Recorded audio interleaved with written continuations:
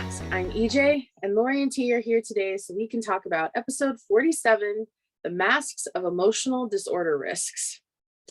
Just a friendly reminder that anything discussed in this podcast is not to be used as a diagnosis or a replacement for conversations with your own doctors, therapists, psychologists, or other medical professionals. As we've been talking over the last several episodes about personalities, this is definitely one of those that hits close to me.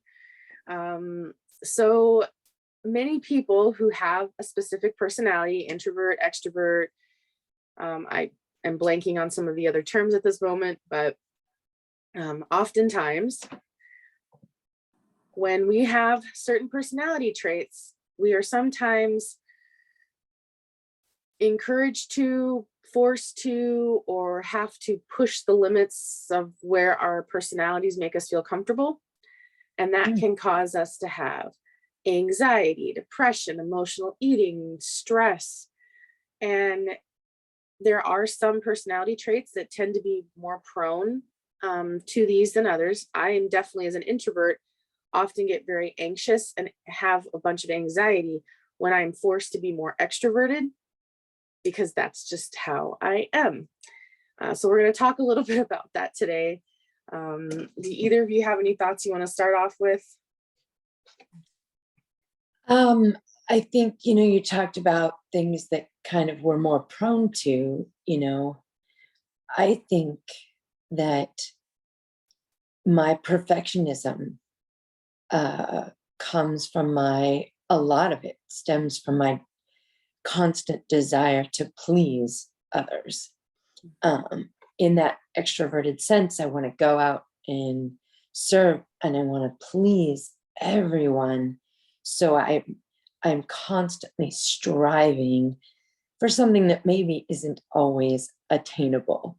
The good thing is, with age and time, I've begun to realize that. So now I've kind of just, I don't know, I'm learning how to just do my best and not maybe be consumed with perfectionism. And I know we'll get to the positive sides of all this later, but I would say for my personality trait, perfectionism is one of those things that I've had to deal with, and it's been very cruel and unyielding in as I've gone through things. So yeah. Right. And I to go along with that, then sometimes your perfectionism pushes off on others, because I remember you asked me to help set a table once and I put the fork on the wrong side and you flipped out, and I'm like, I don't freaking care what side the fork goes on. Can you eat with it? Is it on the table? Do you have one? Is there one at each place? Yes. So I'm like, I don't freaking care. And you're like, it has to go on this side. And I'm like, whatever. Like, it was. And so then it stressed me out, because I'm like, now I have to go back and fix everything I did because it wasn't good enough for her. And then, so then it's like our mindset goes to like, okay, well, I'm obviously not good enough, or I didn't learn it the right way. And so then that causes me some anxiety, but then it also caused you anxiety, because then you're like, oh my God, I'm having to deal with somebody who doesn't know what they're doing. And I'm like, well, this is how I learned. This is how I learned to set a table. I didn't learn how to set a table with, like, for princesses. I don't freaking care. Like, they're lucky they get a fork. So, but again, that's exactly what we're talking about here.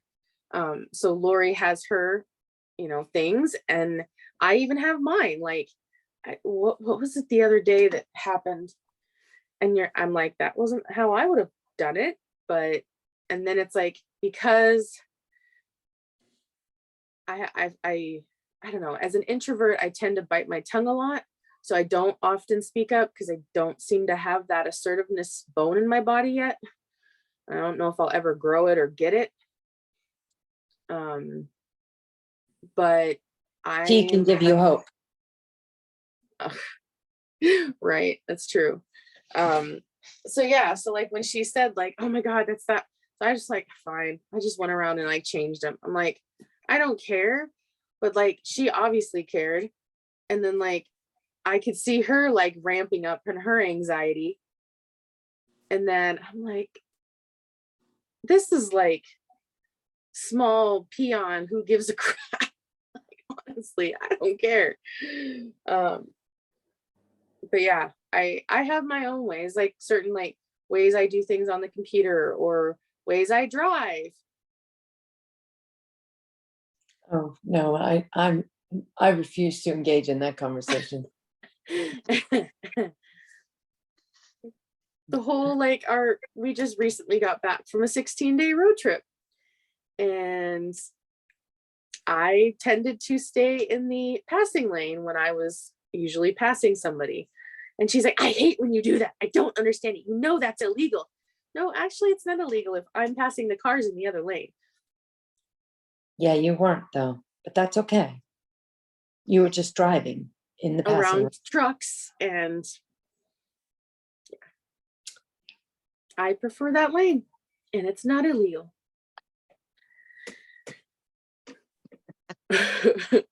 You jump in anytime here. Oh, I'm becoming okay. I see how this is. So, it's I think one of the personality traits that's not specifically listed necessarily directly within that personality test we did, but one of the areas that we all differ into is a sense of our lotus of control is a term that's used for it. So if we feel like everything that happens in our world is outside of our control, uh, then we're victims of the world. If we think we're the only ones in control, then we're less flexible and able to change based on changes out in the world. The goal is to kind of be in that middle place where you can kind of go back and forth. And so that's definitely an area that's considered a personality trait. And and then that introvert extrovert is definitely a factor that plays a lot in how we interact with the world. And if we don't line up with who we are and how we work, we get what's called dissonance. It's typically referred to as cognitive dissonance. So as human beings, as every creature, living thing on this earth, its goal is what's called homeostasis, and that's getting to the middle, being in a balanced place. If we're off to the side, either way, our drive is to get back to that middle, whatever that looks like for us. But if we're not there, we're in a very uncomfortable place. We have a lot of dissonance, things aren't lining up, and that can create a lot of anxiety and depression, and any of the stress or emotional related disorders. And then a lot of the disorders in the DSM are impacted. So they may not be caused by personality traits, but personality traits can impact how a person behaves within that disorder. So things like bipolar, even schizophrenia, there's personality traits that still exist within that person, even though that disorder is beyond the trait. Wow. Thank you. I appreciate that. And I know in our next episode, we're going to talk about some of that lotus of control, the trauma. But I definitely appreciate what you said. It was interesting. EJ and I just took this road trip together, and when I gave up my license, because of all of the health things going on, I remember in the beginning, I used to literally drive everybody pretty much insane, because it was very, very difficult to be a passenger. Part of that came from, constantly feeling like I wasn't in control. Driving gave me a sense of control. It's one of those few things that I could control, or I felt. But I learned that if I wanted to keep my friendships and my family relationships intact, I needed to change how I was a passenger in the vehicle. And I did that. And it really helped me. I learned to focus on signs and architecture and anything but what's in front of me, or the fact that I wasn't driving. And it really did help. And I think where EJ brought up this stuff about the trip, I actually was being asked to help navigate and get us through things. And I had to focus Yeah. on things that I had chosen not to focus on as a Mm. passenger. And some of those old habits and those things came back pretty clearly because I couldn't just go, oh, wow, the beautiful architecture. There's the Grand Canyon. There's the whatever. I was having to navigate and help get us where Yeah. we were going. And it drew my attention back in a way that I hadn't engaged in So probably more than a decade. then your personality traits impacted how you manage that stress. So making a little snarky comment of, oh, it drives me nuts when you drive in that lane and da da da da. So you were responding to that internal stress, and how you were responding was impacted by your personality traits, how you tend to handle stress. Right. Very passively aggressively. Yeah, and there was one time, so we went to visit some friends in Austin, Texas. We did a road trip. So we had arrived in Austin, and I was, as Lori was saying, asking her to navigate me to a certain place. And when it said, like, Austin has some freaking weird roads, let me just say. Not like driving in Austin. It said, like, hop on the frontage road, but then, like, Google Maps wasn't showing the word frontage road on anything or something. Like, so, like, I was looking for sign, or no, Google was saying turn on the frontage road, but then the signs on any of the roads, nothing was saying frontage road, because it's just kind of assumed that any road that kind of runs along the major interstate is considered a frontage road. So I'm like looking for, like, well, what does that mean? And then, like, I'm snapping at her, and then we're going too far, and then I have to turn around, but there's only one way road, so then I have to cross back over, and I have to, like, do these couple of circles. I was very And then frustrated. your personality traits were impacting how you were responding to the stressors Right. you were under. And Yeah, it's true. sometimes with others, our stresses don't communicate together. Yeah. And what I'm grateful about with the few times that Lori and I really had some instances, we didn't let them go. We sat and talked about them. Once we got to, like, where we were going, we sat and talked and said, I don't want to go through that again. What can I do? And we communicated. We talked about it. We talked it out. We worked it out. We apologized for snapping at each other. Because I remember when I was first starting to be diagnosed with depression and anxiety, I was in a job that was very stressful, like highly stressful. And I had recently been promoted to a shift manager. And something happened one night that was left or something. And the next morning they came in, the morning crew came in, and the food inspectors came in and gave us, like, wrote us up for something that had been left over from the night before on accident. And I got blamed for it, even though it wasn't my responsibility, because somebody else on the crew was technically responsible. I was considered the shift leader. So I was the one responsible. So then I took that to heart, and I just, like, my OCD came out, and that was coming out because of my stress. And so I definitely understand how stress can truly impact. It ruined my life for like a year and a half. Like, I was miserable. And that's when I first started seeing my psychologist. I miss that guy. He was such a good psychologist. Um, and I learned a lot about myself in the couple of years that I saw him. And I've been able to still implement some things that he taught me.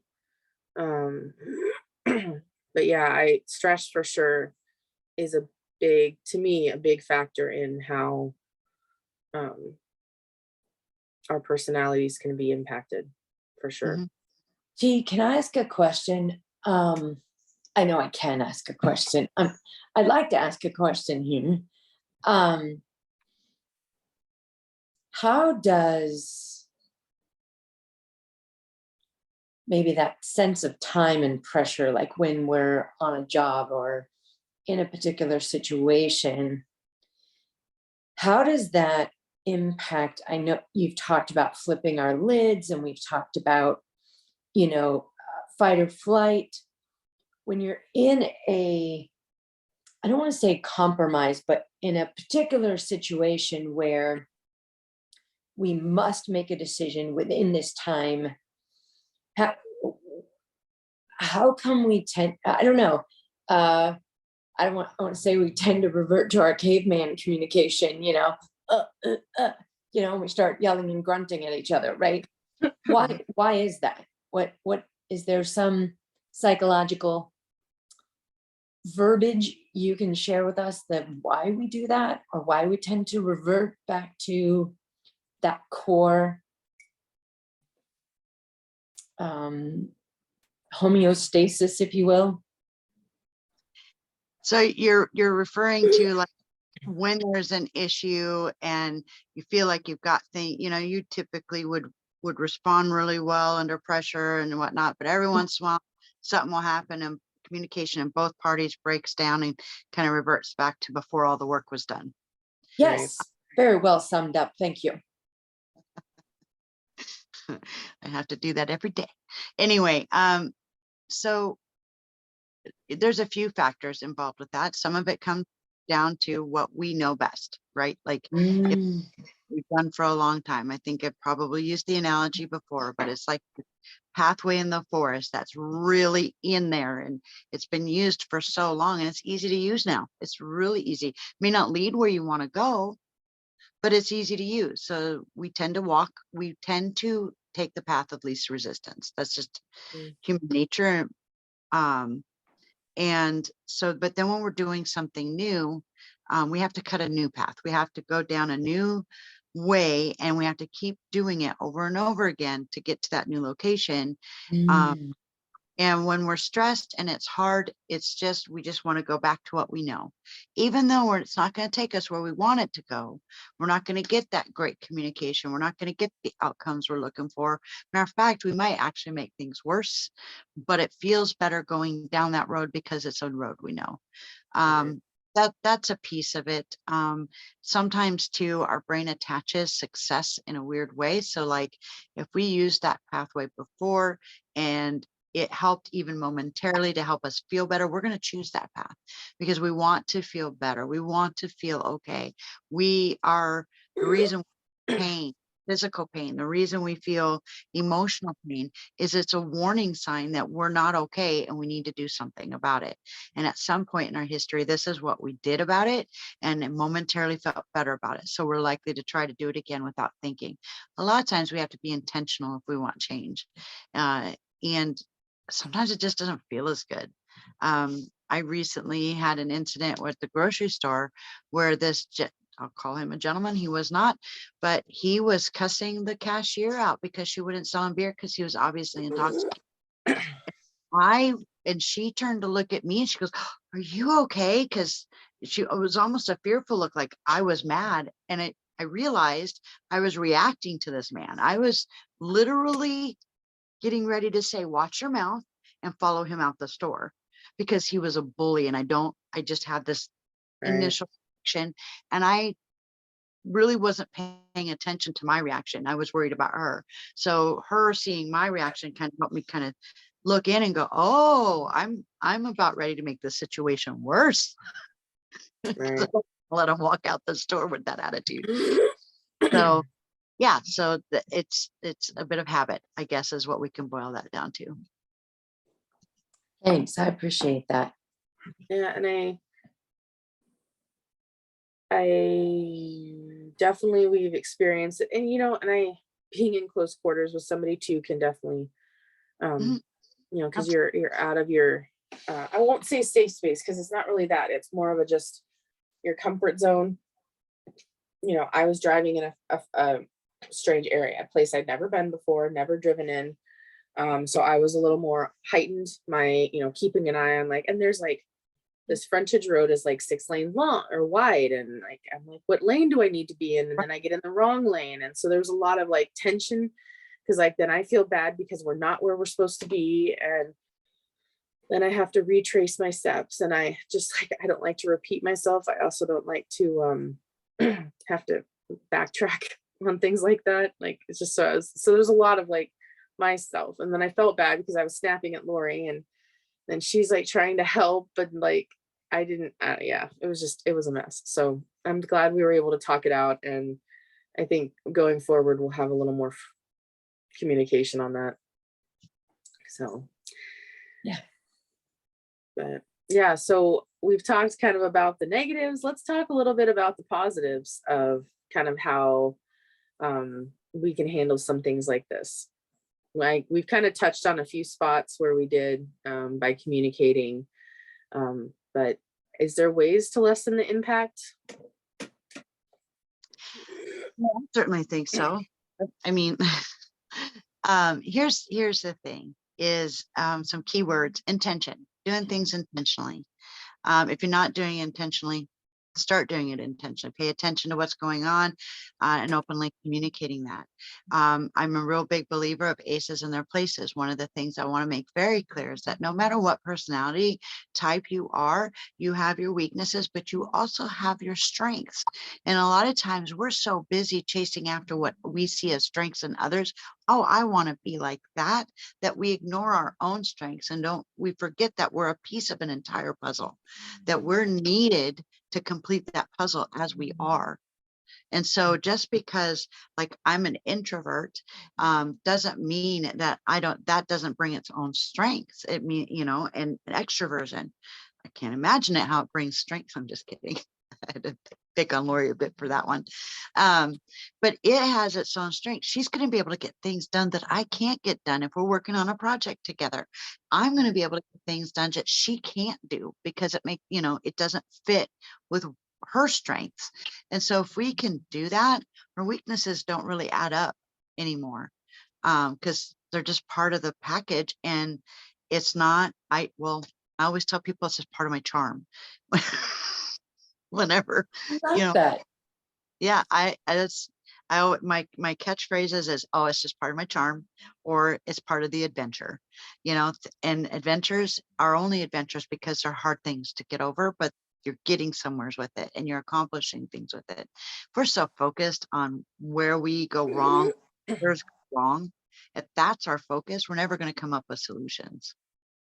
And so those are things that I'm actually really passionate about that, because with my clients, a lot of times that's where they're stuck, is they're stuck in this place of I am flawed. I am so flawed. Bad things are going to keep happening to me. It's the most common one. And it's like, yep, okay, but it's part of the whole picture. The whole picture is pretty cool if you want it to be. And so, yeah, so intention and aces in their places.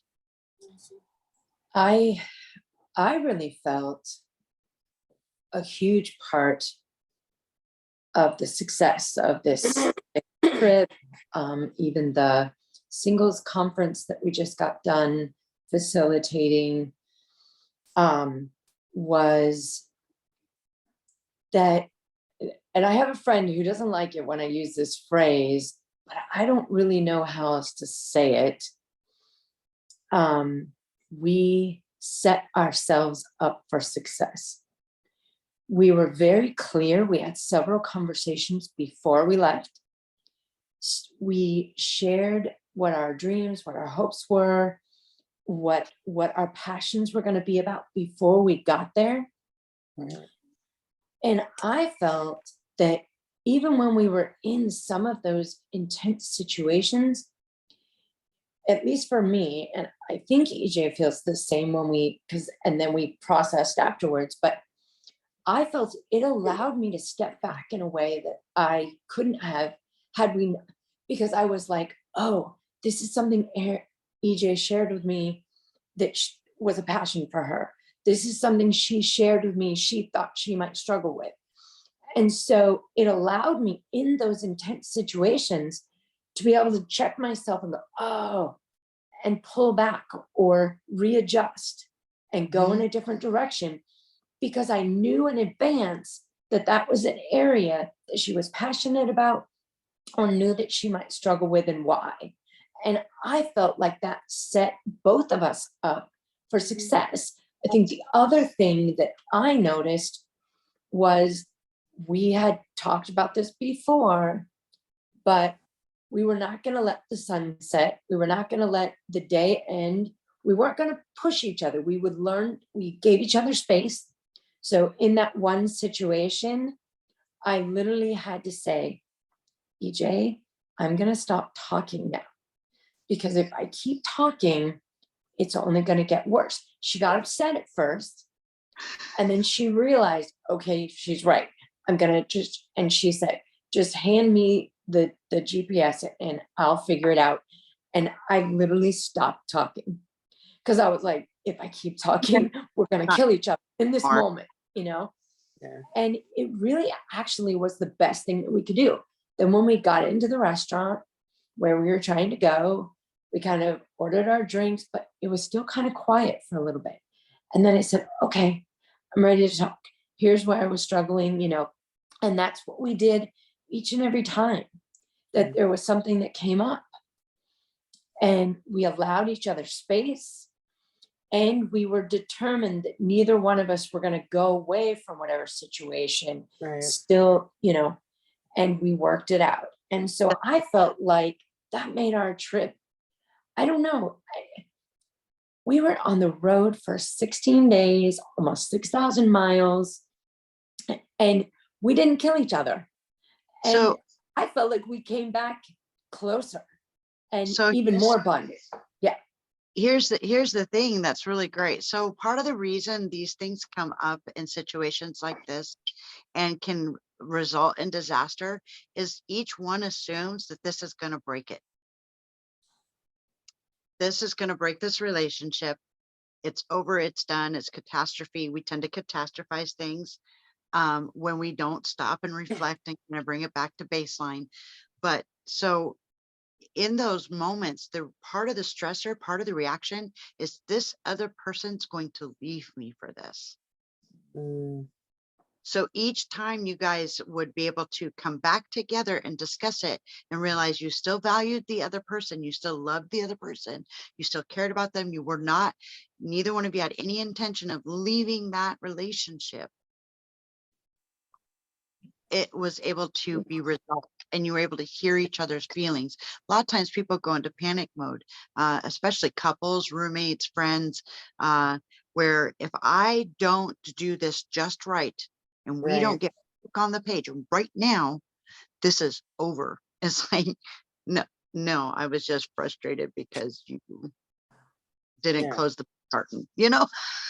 Yeah. But our brains tend to go there. So if we can intentionally keep it from going there and remember that this person is not going to abandon me because I had feelings. Right. I like what you said. And I think rather than saying set us up for success, I'm going to say we were intentional. Yeah. And we were very intentional with how we wanted to go about this activity and thing in our life, this adventure. Yeah. And one thing else that I really thought we did well is before we left, we communicated what was important to us on the trip. Because we initially were driving down to go help a friend with their wedding. And then we were going to have a few days in Austin after the wedding. And then we were going to come home and just do kind of a road trip. And some things came up and they're like, well, let's add on this. And so our 12-day trip turned into 16. But we got to meet and connect with some amazing friends that we've had for a long time. But like I kept saying, and I remember teasing Lori, I was like, I'm not giving up Roswell for anything. Like in the late 90s, early 2000s, I was a fan of a show called Roswell. I did not want to miss going through Roswell, New Mexico. And so I was like, I don't care which direction we go or how long it takes, we're going to Roswell. And she honored that. Like, she's like, I don't understand what you see in it. So she's like, I'm just going to take pictures of you wherever you want to. And, we go from there. But we communicated what was important. And it also helped, like when we were in Texas, because we were with friends, primarily of hers, people, and I knew of them, but I wasn't as close to them as she was. So she's like, I need you to tell me, like, if you want to do something, and you need to speak up if it's not something you want to do, or if they ask to go somewhere, like, you know, you need to speak up. And so, and I was like, I don't really care where we go. Like, I'm not a picky eater. I can find something on a menu somewhere, you know? So like, if it's like, oh, well, I want to go show you this place, I can usually find something on the menu. But what ended up happening kind of there too was, you know, the wedding, we got there on a Tuesday night. So Wednesday, Thursday, Friday was basically just wedding. Like, Thursday was the wedding. We had a ceremony in the morning, and then in the evening there was a reception, and there was a lot of moving pieces and a lot of things to set up and take down. And so most of our time in Austin was just monopolized by that. But then we had some great connections with some brothers and sisters from our church from, you know, a different area. And then we had one kind of down day, which we got to like relax and basically stay in our bathing suits in the pool primarily most of the day, which was amazing. And we needed that. Lori and I both love the water. So to be able to just like get in and out of the pool whenever we felt like it. And I think the only thing we did is we went out and they got some alcohol and we went to In-N-Out, because I'd never been to In-N-Out Burger before. That's what it's called, In-N-Out or In-N-Out Burger. I think most people refer to it as In and Out, and if you know what it is. Yeah. It was a hamburger. I'm like, just like the Grand Canyon's a bunch of rocks. The Grand Canyon I did not do well with. That I will say I was not set up for success with. I did not realize that the observation areas of the Grand Canyon was like 7,500 feet. I couldn't walk more than like 2 feet without like panting. I was so out of breath. My body is not used to the elevation. I am a like 2000 and under person apparently. So that was definitely a shock to my system. And Lori's just like chugging along, but she'd lived in a state for a long time where her body was able to acclimate a lot easier than I was. So that we definitely had a few hiccups in that spot. But yeah, so I guess kind of to wrap that up was just, we did communicate what was important to us. And when something came up, I said, okay, you are injured, you need to get checked out, because Lori had kind of hurt herself reaching for something. Her side really bothered her. I'm like, okay, we need to go get you checked out. So we drove to where we had the best service. We called, she checked in to see where she could go. I found a place, what was it? Maybe an hour and a half away. And I said, okay, we'll drive up there. And then we were up in that area. If she had to go to an urgent care and then get some prescription. And so we worked it out. And I was like, okay. And I think our plans are going to change. And even though we didn't want them to change the way they did, they worked out. I just chugged on caffeine every 5 to 10 minutes through the night and drove through the night to get us where we were going. Yeah. So yeah, even though so the tail end kind of changed a little bit, but that was okay. And we were enjoying it, and we were enjoying time together. And I think if in all of these situations, if we can say, okay, I'm an introvert, Lori is an extrovert. And I was just having a conversation with somebody at church the other day, because we were talking about evangelism. I am not a talker to strangers often. And I'm like, the best way for me to talk to strangers is to have an extrovert like Lori with me, because then they can do the talking and I can just nod my head and talk, like insert myself, and I was like, it's perfect. So I think that's why sometimes Lori and I get along well, and we can invite people and talk to people, because once I start to get to know somebody, or like, oh, if you're a part of our church, then I'm like, okay, there's a different level there, because at least we have the foundation, similar foundation. But I don't do the whole like reaching out to people just randomly, and that's not me. That is a Lori thing. So I'm grateful for in that way, that because we're different, I can lean on her a little more for that. And so as we get to know people and we can see what our strengths and weaknesses are, that's when you start finding. And I know people say it like, oh, they're my other half, like when a couple gets together. And it's kind of corny, but in some ways it's like there's a compliment that each of them can make to each other. And then I think that happens in friendships and relationships all the time. there's a complement. There's somebody's more assertive, somebody's less assertive, somebody's just to go with the flow, someone's more structured, it starts to work out well. And I think it's when you have those relationships, it's something to hang on to. Yes. What's that corny? I think you said corny, and it made me think of. I think it's from a famous movie. I'm gonna butcher it here in a minute. You'll probably get it, but "You complete me." Something with Jerry Maguire. I think that's what it was. But "You complete me," and I think that friendships can be that, and any relationship can be that. Sisters, siblings, parents, husbands, wives. I think when we complement one another, when we can do the balance and the ebb and flow together well, that's the sign of a healthy relationship. When we So value each other. when we value each other, I love that. I love that. So I'd like to finish us off with this, because I know we talk about it a lot, but probably one of the best things we can do, especially with emotional disorders. And I am so grateful that our church and many other churches, athletes, I'm loving all of these commercials going on. Right now, we're in the height of baseball season. They've got this whole campaign of "We're doing it together. It's okay to ask for help." Right. Our mental health awareness through athletes, celebrities, everybody. We, as a nation, we just went through a pandemic.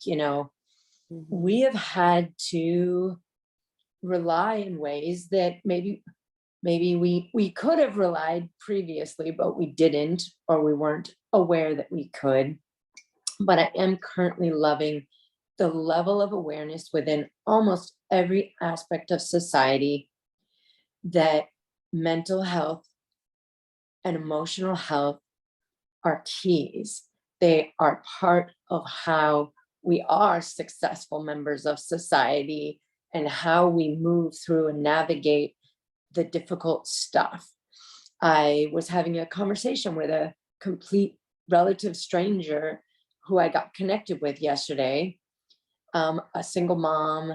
She's in town, and a member of our church down in LA. And so somebody put her in touch with me, because I used to be a single mom, and I'm working with the singles ministry here at our church. And so we're talking on the phone, and we're just sharing it. In the conversation, we both said, isn't it great that our church as a whole and as a body is now accepting the idea that it is not a lack of faith when you need to and do rely upon a counselor or a psychologist or anything to do with that.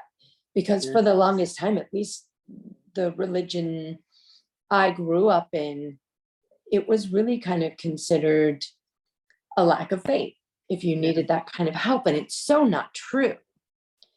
And I'm just so grateful that as a society and within religion, especially, we have come to identify the importance of emotional well-being and balance. And I'm very grateful for that. So, Amen.